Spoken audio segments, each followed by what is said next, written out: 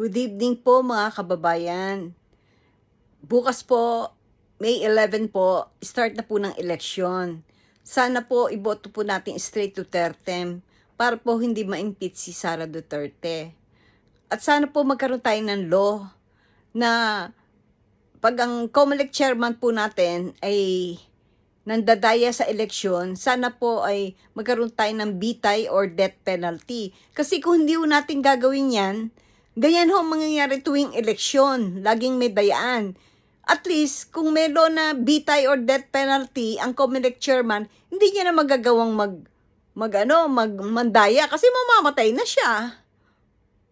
Dahil bibitayin siya pag nandaya siya. O baliwala yung mga tinanggap niyang pera sa mga suhol sa mga masasamang tao.